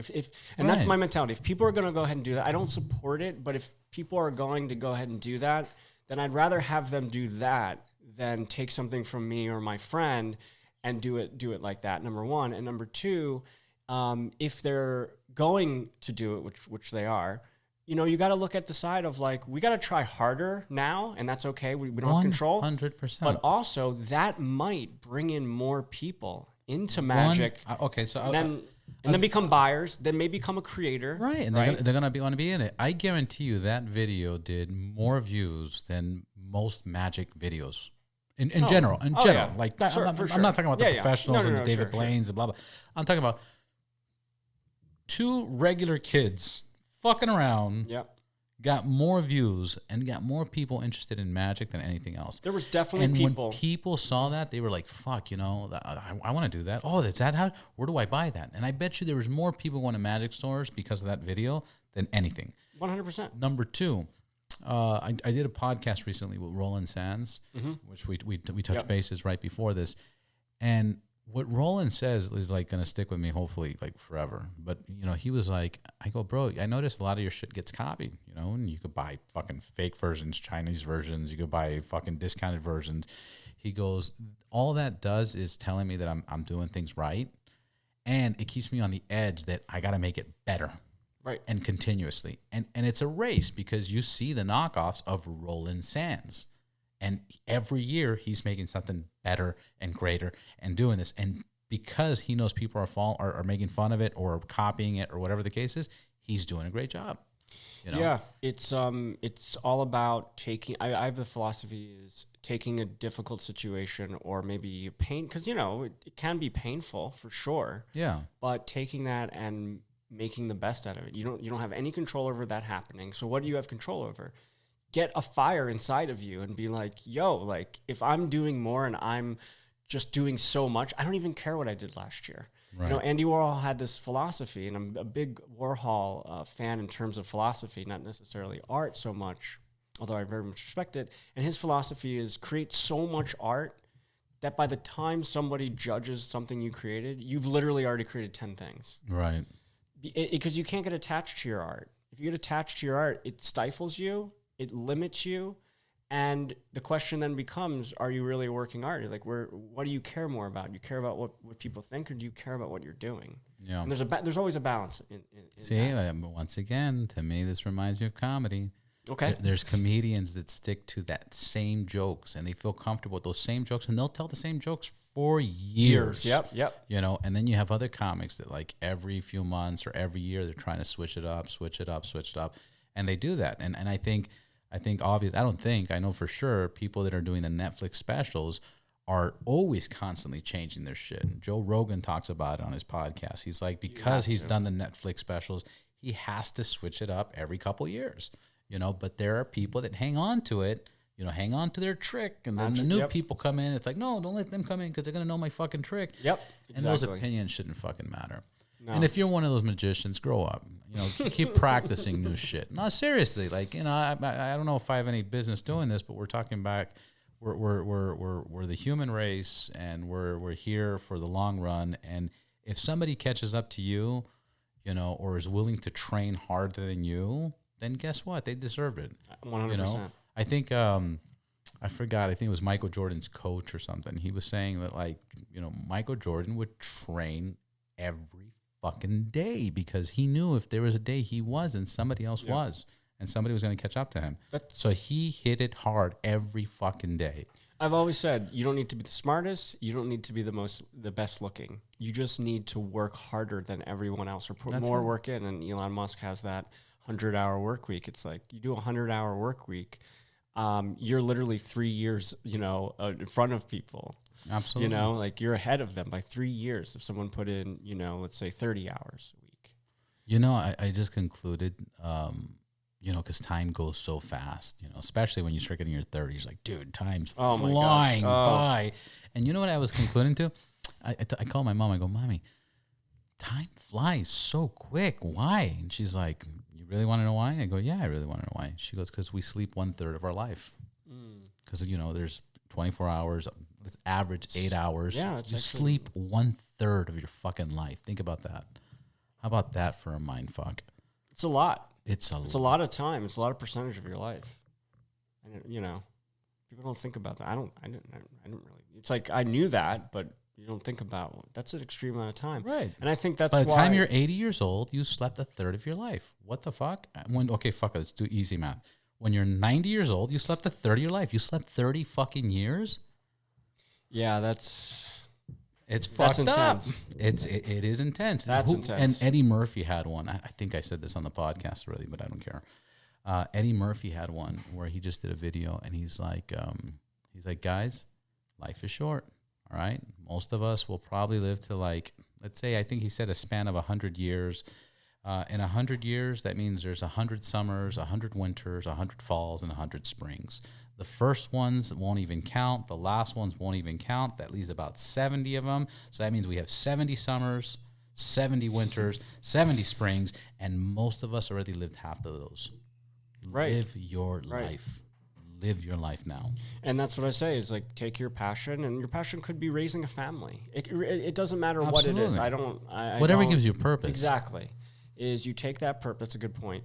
You take that purpose and you do it as much effort as you possibly can. And I think there's a lot of hurdles in today's culture. There's a lot of confusion of oneself. There's a lot of distractions. There's a lot of distractions. And I think in my 20s, I was focused on too much. Like you putting all your energy into one thing brings the best result possible. That's not to say like you do 2 things or 3 things that you don't, but it's like, if you look at the most successful people, they literally dedicated their entire life. And, you pay a price for that. You do. It takes a toll on your family. It can take a toll on your health. It can take a toll on your social life. It just depends on what your purpose is. I mean, for me, it's a very healthy balance. I love what I do. I do it to the best of my ability. You're always thinking about magic, especially from the creation side. It's like, how are you going to come up with 12 tricks on a market a year? I mean, that's literally unheard of. So you have to be constantly thinking. It's not just about where it's researching, right? It's finding different material. Like, for example, cyber. Cyber was something I saw, and I was like, well, wait, if you do this and you do that and you do this, then I think this could work. And then it's testing, and that didn't work. And then, so it's always, art, I feel, is a reflection of life. You're always taking something in and then figuring out how you can express yourself from what you just experienced or what you just saw. Well, we're not always doing that. We should be always doing that, but we're not doing that. We're programmed to just show up to work. There's another book that I read that I can't remember the name, and it was basically saying a company wants you from the neck down. They want you to go to work. Don't think. We don't want your fucking ideas. Get that shit out of here. We want you from the neck down. We want you to just function and push these buttons, and that's it. And I've been in many scenarios where I've walked into a company and I'm just looking at everybody on this auto mode, and I'm looking at them. I'm like, dude, like you don't even need to be here. This can be so automated, but this is the system they've created to fucking machine people and just not think. And people do this for 40, 50 fucking years. Oh, and back to my brother. Yep. Back to my brother. 16 fucking years. I'm like, bro, just quit your fucking job. I can't. I just bought the house. Quit your fucking job. He's like, I can't. 16 years later, you know what they do? He's at the top of the fucking pay grade. They hire a new guy to do basically the same job, a lot less, and they fire him for no fucking reason. There, you know? That's it. And now it's been 3 years. He's never been happier. He's healthier. He's more active. He's spending more time with the family. He's a different person. He's a different fucking person. He comes out to California. He's in Miami. He comes out to California 2-3 times a year. He goes visit his family and his wife's family in Colombia. Like, he's happy. He's like us right now. Yeah, I think that most people do that. I almost kind of, I guess, in my 20s, look down at that, and then now it's more of like, well, if that's what makes you happy, and it doesn't. I see what you're saying, but it doesn't make them happy. It makes them feel comfortable, which is different. Comfortable. It makes them. Financial insecurity is a huge fear for people. But the fucked up thing is that you can't even say that because 99.967.32% of statistics are made up, right? Anyways, there's a statistic that they said that 80% or 85% of Americans are 2 paychecks away from being homeless. Yeah, I think the average family has $5,000 saved. I think it is. No, I think they don't even have that. That's why they're 2 paychecks from being fucking broke. I think the national average family income is $52,000 a year. The national average for a family, $52,000 a year, and they said it's over 80% that Americans are 2 paychecks away from being homeless. I think we have a huge education problem in this country, and I think that we raise people to not try. You know, if you look at Japanese culture, right, or just Asian culture in general, it's a culture about pushing education and becoming, and especially Japanese, becoming a master at what you do. Yeah. Right, and they have their own issues, and everyone does. But most people just do their little work, you know, like, okay, it's just easier, you know, I'm smarter than this, right? And, you know, it's stressful, and then we just go home, I'll get some dinner, watch TV. Yes and no. You're right. The educational problem that we have, and I think it's Robert Kiyosaki, Rich Dad, Poor Dad, he brings this up. We're trained to be employees. You know, you're trained to go to school, learn a profession, be good at that profession. Right. And once you're out of college, you're going to be in debt. And because you're in debt, you're going to get that job, and that's your profession, and that's it. Now it's even worse because many people get into the universities, they study that, and then when they get out, they're in debt, and they can't even get the fucking job in the field they fucking studied in because it's flooded. You know, so that same system, basically the same educational system that's existed for fucking, let's just say 80 years for the sake of saying 80 years, has been exactly the same, right? Except for the cost. All of a sudden, what used to cost $10,000 back then now cost $80,000, $100,000, $140,000. Right. And that's the problem. We have been taught to be good employees.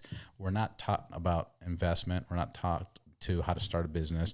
We're not taught how to use credit. How to use our credit. How to manage our credit. The importance of managing our credit. What the fuck is literally credit? Being an adult, right. Writing a check. Right. Writing a check. Accounting. Like the stuff that we need, paying rent, paying bills, buying, leasing versus purchasing. And then you wonder why the country's broke. 100%. Yeah. Well, we're all living off credit. That's it. Crazy. We're all living off credit. And therefore, this is why we're 2 paychecks away from being broke. But at the end of the day, we have you to show us magic, to distract us from all of this shit. I know, right? Well, it's every art form, right? It's to distract from the mundane or the stressful. I mean, life is stressful regardless. You know, it's like magic can be stressful. I'm dealing with some things right now. And you figure it out. It's becoming a problem solver. I mean, when you create magic, you're a problem solver. And that's what riding a motorcycle is. It's problem solving. There's a car in front of me. There's a car on left too. Okay, this car's too close to me. This close to. I got to go between the lanes. I got to cool. Light's gonna turn red in this second. Like it's really problem solving. That's a perfect way. Yeah, because you're riding a vehicle. It's not riding. It's like you're. Dude, the car. I swear, same thing today. I swear, I was driving my truck today. I haven't driven my truck in a while. There is so much I can do while driving a truck because it's minimal. I was eating chips on the fucking phone, right. Google searching. I did a custom knife. A friend of mine just had a 35th birthday, so I got him a Leatherman with his fucking name and birthday while I'm driving. I'm like, what? Until I got to my destination, I go, what the fuck did I just do? You don't remember the drive? I don't remember the fucking drive. I'm like, this is so bad. The car drives you. This is why we need self-driving cars. This is why. It's going to happen. Oh, I can't wait. I can't wait. But this is the beauty of the motorcycle. Why would you ever want that for a motor? It just shows you the beauty of riding a motorcycle, why people ride. People don't realize this. It's fun. Anyone that doesn't ride a motorcycle defaults to it's dangerous. I don't think they realize how much fun it can be. I'll tell you this. It's fun as fuck, number one. It's freedom. Every time I get off my motorcycle, I feel like I just got off a parachute. Like right. I legit, like I feel like once I hop off my bike, I feel like taking those 2 extra steps and like, whoa, 100%. I just fucking flew out of here. Well, what's up? Let me take this backpack off. But every time, bro, I've been riding for a long fucking time. Okay? How long have you been riding? Since I was 18, like over 20-something years. I've owned a shitload of bikes. I put a lot of fucking mileage. Do you still get that feeling when you get about getting on your ride? 100 fucking. So when I get on my bike, every time I'm thinking about getting on my bike or walking towards my bike, I have fear. I 100% agree with you. Every fucking 100%. Time, I'm like, what the fuck? Sometimes I pray before. Really? Oh yeah, that's fucking crazy. Well, do you know where's the number one place people pray in the world? I have no idea. The casino. Are you serious? I swear to God, bro. I thought 99.9% of statistics is wrong. No, bro, it's a casino because everybody's like, please, God, pay off my fucking house. Please, give me my money back. I fucked up. I shouldn't have spent that. Like, it's the number one place. Interesting. Go ahead. Let me get a water. What was I saying? No, yeah. So this fear recently came over me. I'd say in the last 2 years where I wear a half helmet. Okay, most people in LA. I don't get that part. You don't get that. Yeah, dude, I love risk. No, it's East Coast culture. I mean, look at Florida, right? There's no helmet law in Florida, right? Well, Florida's funny because if you have insurance, you don't need a helmet. And if you don't have insurance, you need a helmet. That's the law. Oh, okay. Like, we both grew. Did we both grow up in Florida? I did. I went to elementary school out there. Oh, okay. I was there until I was 25, and then I moved. But what part of Florida? Because West Palm Beach. Oh, West Palm Beach. Nice. Yep. But going up to New York, there's very few people, especially Harley riders, that wear a full face. It's just a totally different freedom. And I'm sure you have since you've been riding so long, but riding a motorcycle with no helmet, generally speaking, is an amazing feeling. I've done it. It's an amazing feeling. I've done it, and I used to do it all the time, but full face is so much more comfortable, you know? Like, what, really? Oh, for me it is. Mentally or physically? Let me tell you something. What? I'm the same guy that when I go to Mexico, everybody takes off their fucking seatbelt. I keep my seatbelt on. I'm used to it. Yeah. I'm like used to it. But but what I'm saying is, you know, people are like, fuck seatbelts, woohoo, you know, and people listening to this, you know, probably don't like seatbelts. But I'm the type of guy that I like my fucking seatbelt. Like, I'm putting my seatbelt on. No, I'm the same exact way. Full face, what I mean is more comfortable, is the same way as I think a fairing is comfortable. You know, I think a fairing blocking the wind off me is more comfortable. My BMW has a tall windshield and a fairing. My Street Glide has a fairing. My Dyna had a fairing. Like almost every bike I've owned, it's a West Coast thing. I will say has a fairing. I don't like the fairing. Yeah, well. Listen, I think we talked one time, and I am I like the motorcycle experience from a freedom route, but I don't want to say I'm elitist, but for myself, Harley all the way for so many reasons. And I'm very specific on motorcycles in terms of what I ride. I've never ridden anything but Harleys. No, so look, I'll give you an idea. Yeah. I've ridden for over 20 years. I've owned over 30 bikes. I've had, out of 30 bikes, I've had 3 different ones, or 3 that are not Harley. Yeah. My first bike that I owned, a Honda Shadow, 1987. One of my best friends, Maloa, her dad had it in Carmel or San Francisco, one of those 2 places, and they let me have it for like $500, and it was rusty as fuck, and I WD-4. I don't even. I was a death machine. I had that. Then I got, a Harley. I got a Sportster 1200 Classic. Then I got the Street Glide. Then I got a Road Glide. Then I started working for Harley. Then I got a bunch of bikes. Then later on, I picked up a BMW on trade, which I fucking hated, the F800 or 850. Hated it. Underpowered. Looked cool. And then once I got rid of that. How many cc's was it? That 800. Oh, 800, but super underpowered. Like even from an 800cc? Even from an 800 was BMW. It too heavy? Was it too heavy? Was that the problem? No, it wasn't. If I was to guess, it's about 450 or something like that. The weight was 450. So 450, 480. So it wasn't a heavy bike. It looked fucking super cool. It looked like something RoboCop would fucking ride, but it was underpowered. Had no interest. And then again, Harley. And then recently, with these knuckleheads, we went to fucking Joshua Tree and rented some bikes from Eagle Riders. And it's funny because I was at Eagle Riders for 3 months doing some consulting while I was at Pepperdine. I remember you said that. And I took out one of the new BMWs they had, and when I took it down to PCH to Neptune's Net, I didn't like it. And then for whatever reason, the touring model, the one that I own now, the 1250 GSA. And then for whatever reason, when these knuckleheads all wanted to go to Joshua Tree, we rented fucking 1250 GSAs. We went off-roading, we went on the dirt, we went everywhere. I remember I saw that. And it was a great experience, and that's what made me want to get one of these bikes. And now my point is, I was all Harley and still am. When I ride my fucking Harley, I love my fucking Harley. Like, have you seen how good my Harley looks right now? Yes. I haven't seen it in a year. Oh, bro, my Harley right now looks fucking mean as fuck. You got a picture of it? Yeah, Lindell brakes, just fucking hooked it up. I put the gold fucking rotors. Here, I got to show you real quick. Yeah. Well, as a matter of fact, I think I could even show it up here on the new TV. Nice. Here's just to give you an idea. Screen mirroring. This is how mean this fucking bike looks. Let's see. There you go. It looks amazing. Look at that.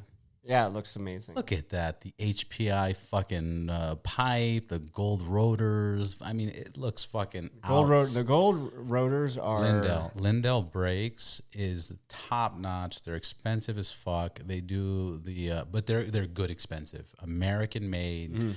They're an amazing fucking brand. And are those Roland Sand bars? No, that's a KST. Okay. KST Customs. They fucking did the bars. That's a Roland Sands air cleaner, horsepower ink pipe, and then that's we got the Memphis Shades. I got to give a shout out to Memphis Shades because they're a badass motherfucking company. They just sent me a new shield, a clear one that I got to put on. I haven't done it yet. Saddleman seat. What else have we done to it? I think that's pretty much.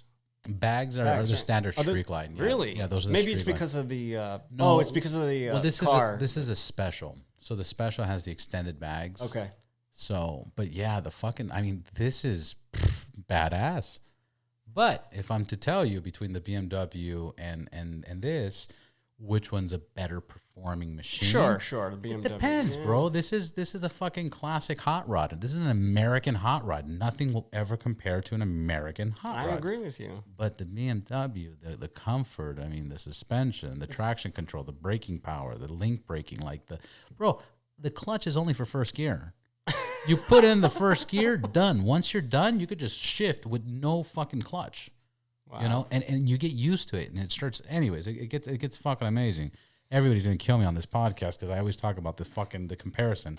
But when I ride this fucking thing, I also lose my mind. When I ride you know what's funny? I sold the bike to a guy. I used to be the general manager at Van Nuys Harley Davidson, and then at Monterey County Harley Davidson. I sold the bike to a guy, and you know what HD stands for, right? Yeah, for sure. $100. No. $100. No, $100. $100. Exactly. Everybody knows. Hey, man, I know what HD stands for. It stands for hundreds of dollars, right? There is this one guy I sold the bike to. This fucking guy comes up to me a week later. It was a week later. He bought his. He was. I haven't seen anybody so excited to own a Harley. This guy buys his bike, comes back a week later, and he looks at me. He's buying some shit. And he goes, "Hey, Rob." And I'm like, "Yeah, what's going on?" He goes, "I know what HD stands for." And I'm like, "Yeah, bro, hundreds of dollars." He's like, "No, man, hard dick."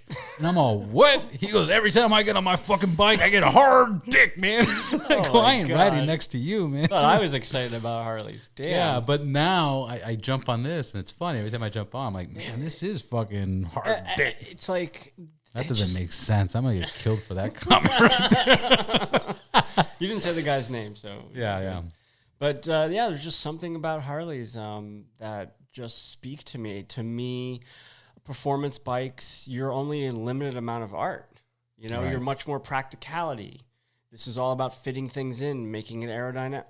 You know, Harley is an art form. I mean, listen, I support their new lines from a ideological stance of like, listen, whatever guys need to do to bring in the bacon, to keep producing the classic stuff, totally support it, 100%.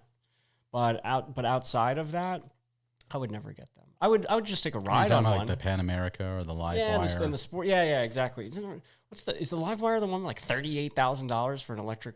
Like, yeah, is that the 33,000 plus. Yeah, so the 38 out the door probably. I'm sure that rides for 100 miles. It only goes 100 miles. I think probably the feel of that bike is probably amazing. Yeah, I saw another one too. It's called Saunders or something like that, and they're creating an electric bike for like $5,000. Really? Yeah, it's all fucking electric, and you take out the battery pack, take it up 400 to your spot. cc. No, they say not cc, but yeah, it's not cc. Yeah. But I'm saying the but it's equivalent. $5,000. Saunders, they do electric bikes, and right now you could put $1,000 down, $5,000. I think it's out the door $5,000, which is insane.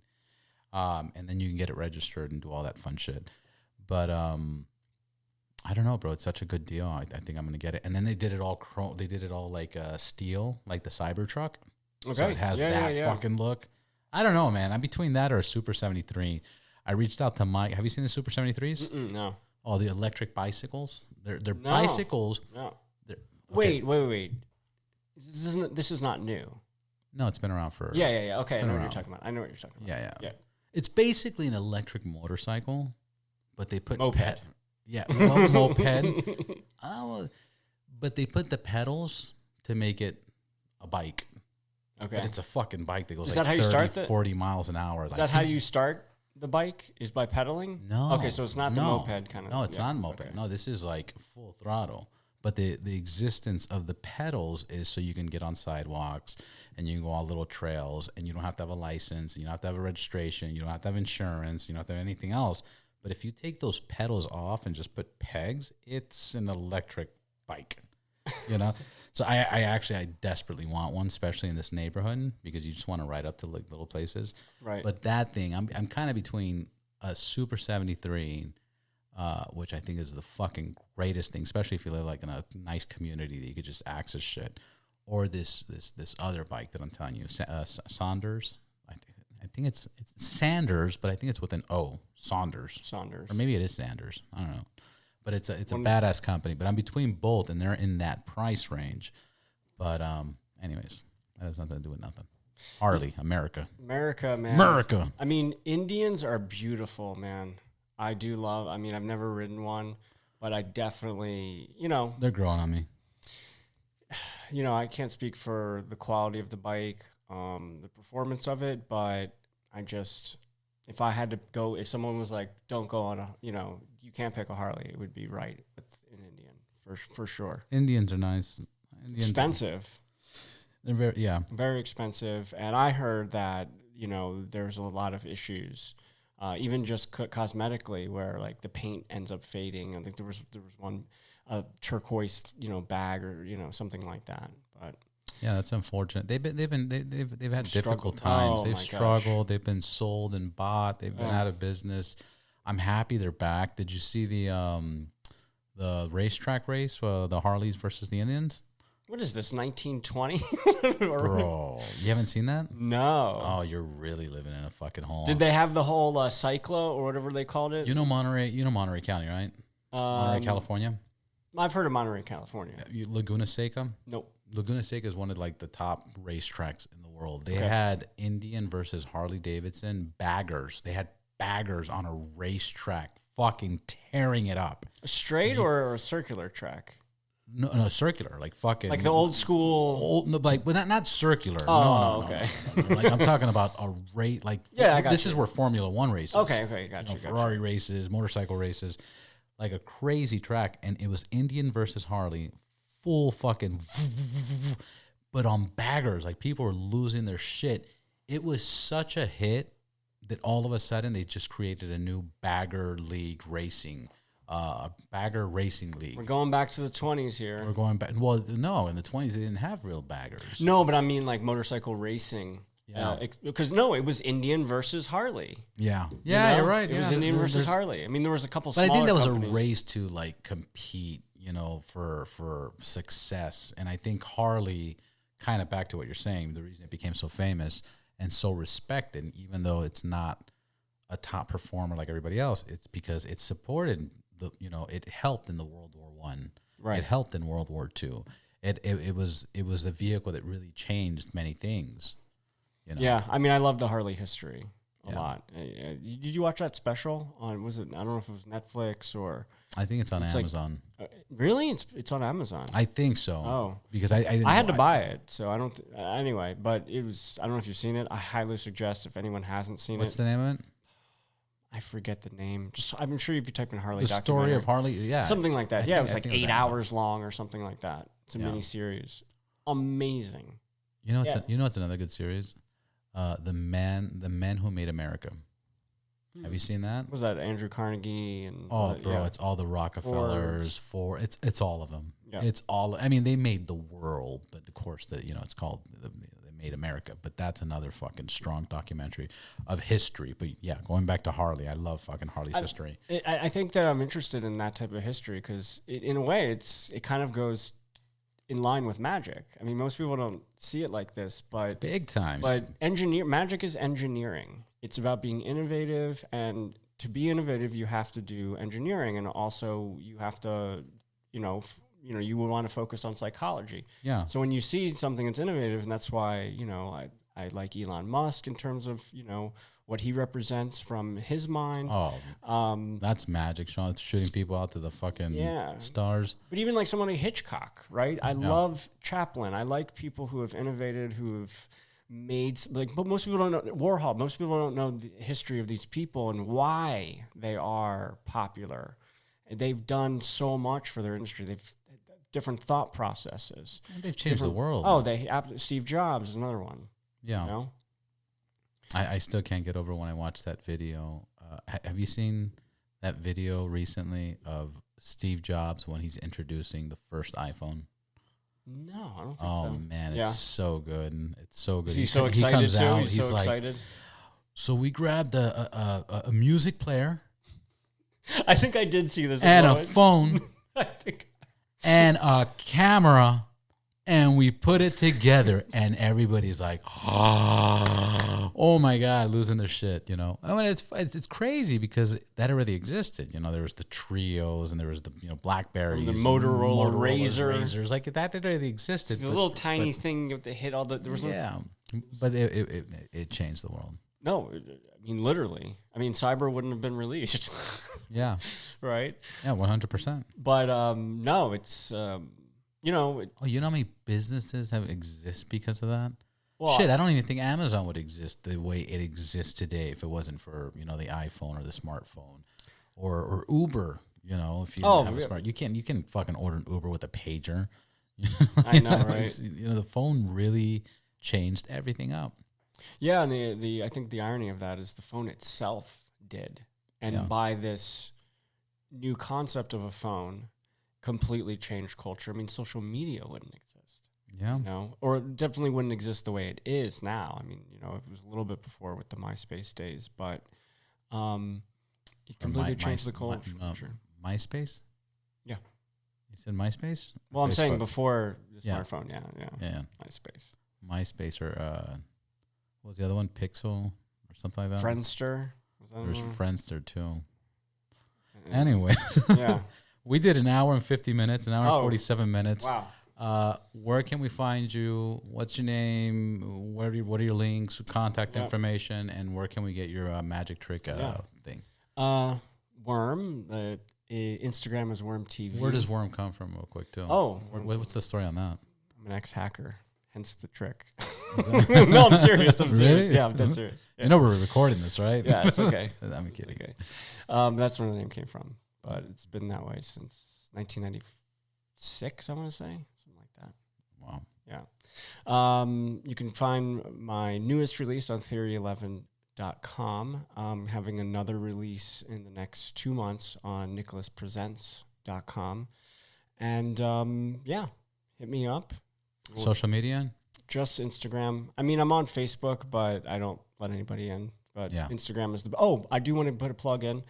I run an account. I started an account with a friend called Global Magicians. So if you like magic, it's the biggest magic account on Instagram, and we post every day a trick from all over the world, and we curate and find the best stuff, the newest stuff that's out there. So if someone wants to see some magic, always Global Magicians on Instagram. That's fucking awesome. Thank you so much, brother. Thanks, Robert.